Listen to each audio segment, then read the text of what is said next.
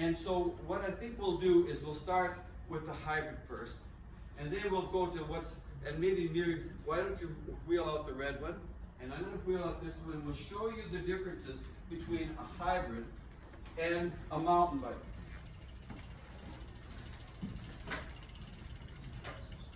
Now, this bike belongs to Grant, and this is a bike that probably is maybe the most common bike in our club. That bike belongs to Greg, and I ride that one, and this is a mountain bike that is used on single track primarily. So essentially what we're looking at as the main difference between these two bikes is you'll notice that this bike has suspension front and suspension in the rear. And what I mean by that is, you see, it shock absorbs, so that this bike can ride over logs like that. You know, it's a kind of a bike that is a bike that's good for a rocky terrain and that sort of thing. You'll notice these tires, they're almost the same as the bikes you see people, the fat bikes they ride in the winter. This is about the largest tire that's not a fat bike tire. And this particular tire, when you pump it up to about 40 pounds, it rides surprisingly fast on asphalt. I run it at about 25 pounds and I'm riding single track. Another thing about this bike that I would like to point out is that this kind of a bike often has a drop seat, a dropper seat. This is, you got a button here and you push the button, and so that's where I would normally ride it.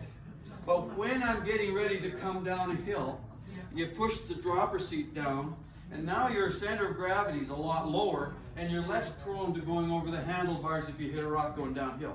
And then you just pump it back and up it comes back. And so Miriam's bike has got this as well. It's a nice feature. And then it's got on the shocks, you can lock the shocks so that it's stiffer or softer ride. One of the things that I've done that I think some of you might really appreciate, especially as you move from greens to dark blues to blacks, I ride with the pedals. Now, if you can notice, I don't know if you can see these pedals, but on one side of the pedal, it's flat, and on the other side of the pedal, it has an attachment to put my shoes on. So this is, see the clip that's on the bottom of that shoe? That clip fits on this particular pedal. The way that we use that, the way I like to use that is when I'm riding on asphalt, I like to be clipped in. Makes it more efficient, I can ride better. If I'm riding on gravel trails or single track that's uneven surface and I might want to put my foot down, I just flip it over and I ride on the flat.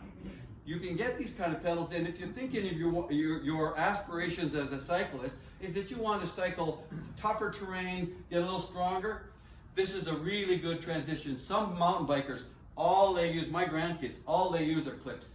They stay clipped in all the time. I think for guys our age, I like to have the option of putting my foot down. Can I interject? Yep.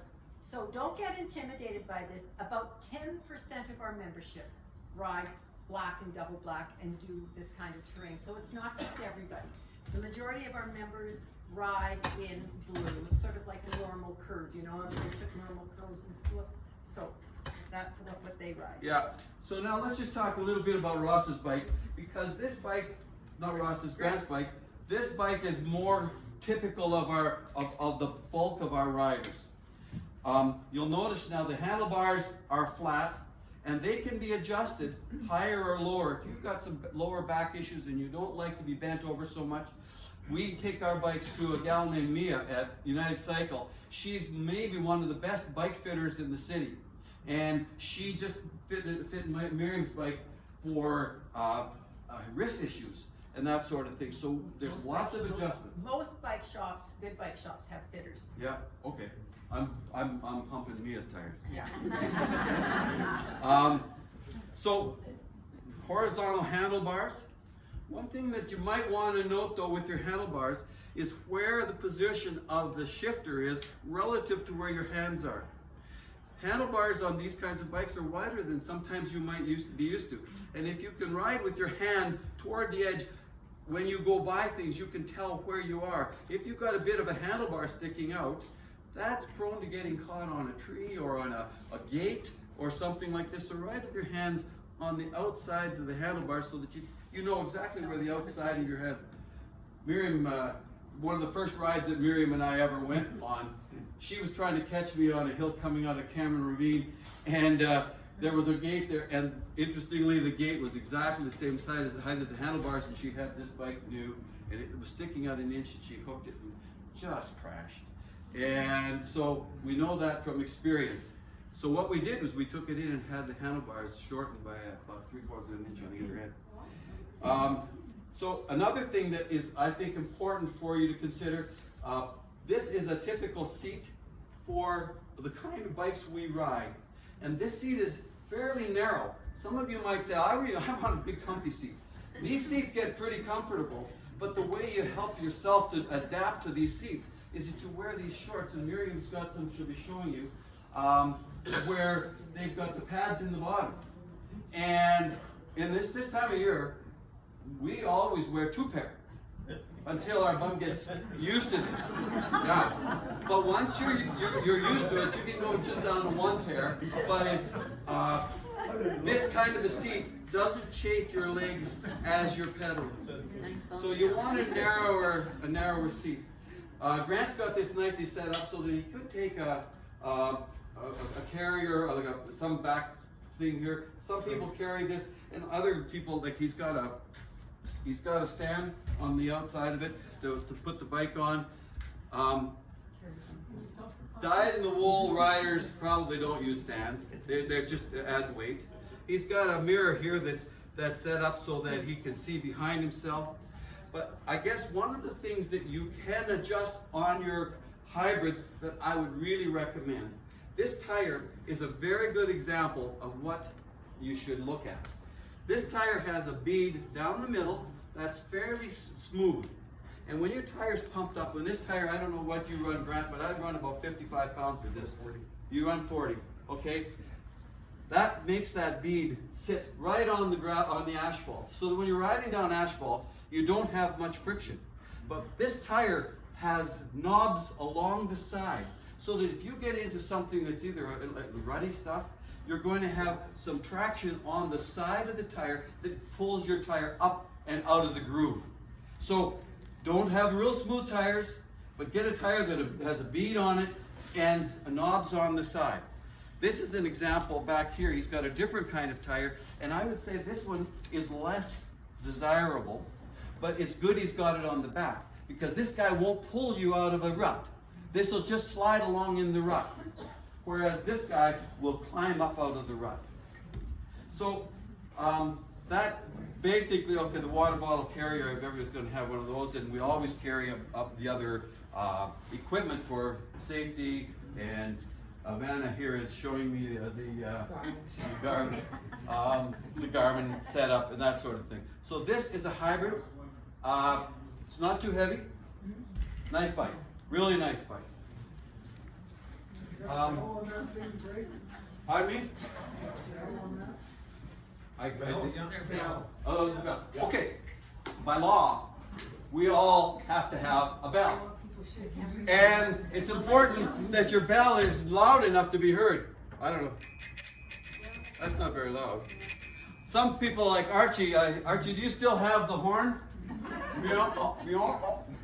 That kind of a thing. But you gotta have a bell. You always have a voice. And you always have a voice. Yeah. So, I think that's basically, what am I missing? Okay, yes, e-bikes. How many people here have an e-bike? Wow. So this is a really interesting trend, because it's changing the dynamic of riding in groups, and in a big way. One of the things that we like about it is there are some people who are going to be here because they've got an e-bike that they wouldn't be here if they had to have a conventional bike. And we like that. The thing about an e-bike is sometimes people who have e-bikes, they aren't as experienced as other riders. So when they're going downhill, they tend to go down a little more slowly than a rider on a conventional bike. And then when they're going up the hill, it's not hard to go up the hill, and so they go zooming up the hill, and conventional bikes are grinding it out. What this creates is the situation where passing happens a lot. And so what we are going to be asking you with e-bikes is to position yourself in such a way that you pass or you get past less. Conventional riders, let's say that there's a dip coming down and they can see a hill coming and they're going to go up the hill. A conventional rider will get some speed up. They get going. The e-bike is a little timid and they go by, and then they go up the other side, and then the e-bike goes zooming by them. So there's 2 passes in one hill. We try and avoid that. So as you guys get experienced in riding with your groups, you'll see where you get positioned. You'll see the kind of riders that are around you. Some that want to go hard, please stay out of their way. We always ride on the right if we're going up a hill. And if you're going down and you're going to get past, ride on the right. One of the things that we'll talk about in a moment, but it's voice commands. You say, on your left if you're approaching somebody. That means you go to the right. I had a gal that we were riding on some gravel up and down between Keeler Road and Horlack, and there was one hill, and I was getting some speed up, and I said, on your right. No, I said, on your left. Get to the right. I said, on your left. Well, she said, she thought I meant get to the left. Oh. She went to the left, and I went in the bush. Just right off it, right in the bush, because I was going to just cream her. Anyway, e-bikes, welcome. It's going to be a very interesting trend. We were just in Victoria, and I'll bet you 2/3 of the bikes on the commuter bikes were e-bikes. Interesting. Going to change biking. And can I? Later's fine, yeah. Sometimes people come with a cruiser. And we don't have a cruiser here because cruisers they're nice to go to the farmer's market with, but you're probably going to be challenged to keep up. And so if you've got a cruiser, think about what group you might want to join, because it's hard to keep up with a cruiser.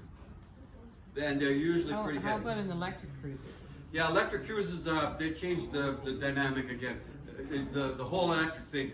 An electric cruiser is just hard to load because it's so darn heavy.